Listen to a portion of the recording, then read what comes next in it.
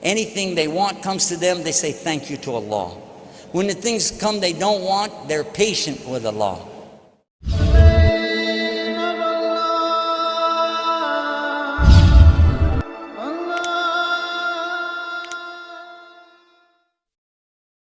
Ulama internasional asal Texas, Amerika Serikat, Syekh Yusuf Estes tiba di Jakarta untuk melakukan safari dakwah di beberapa kota di tanah air.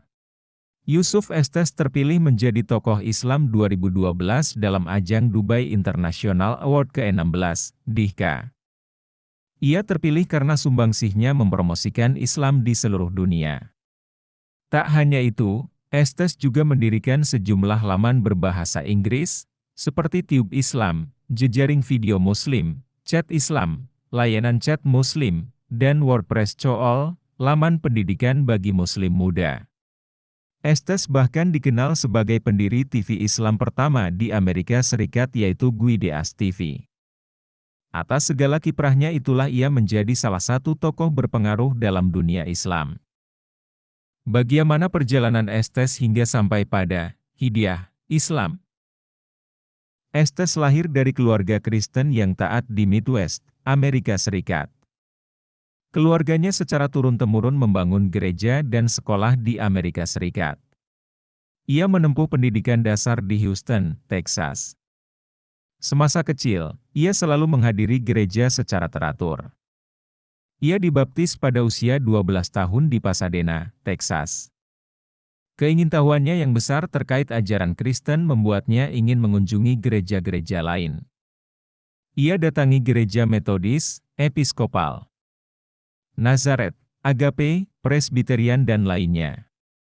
Tak hanya itu, Estes juga mempelajari agama lain seperti Hindu, Yahudi, dan Buddha. Namun, Estes mengaku tak begitu tertarik pada Islam. Saya tidak menaruh perhatian serius pada Islam. Inilah yang banyak ditanyakan oleh teman-temanku, kenang dia. Selain ketertarikan mempelajari agama, Estes juga diketahui memiliki minat terhadap musik. Ia bahkan menjadi pengajar keyboard pada tahun 1960 dan 3 tahun kemudian memiliki studio sendiri di Laurel. Bersama ayahnya, ia membuat program hiburan dan atraksi. Ia juga membuka toko piano dan organ sepanjang jalan dari Texas, Oklahoma dan Florida. Dari bisnis itu, Estes memperoleh pendapatan hingga jutaan dolar AS, tapi ada satu hal yang mengganjal. Pikirannya tidak merasa tenang. Mengapa Tuhan menciptakan aku? Apa yang Tuhan inginkan? Tapi di agamaku terdahulu, siapapun harus percaya tanpa perlu bertanya, tuturnya. Satu hal yang membuat Estes merasa aneh adalah tidak terdapat kata Trinitas dalam Injil. Masalah itu, kata dia, telah menjadi perhatian selama 2 abad.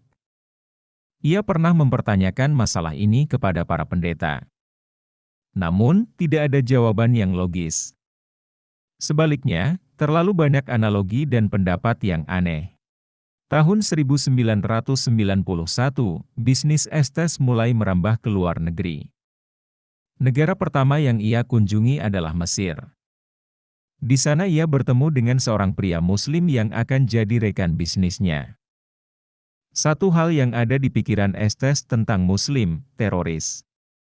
Estes tidak percaya ia harus berhubungan dengan sosok yang begitu ia benci.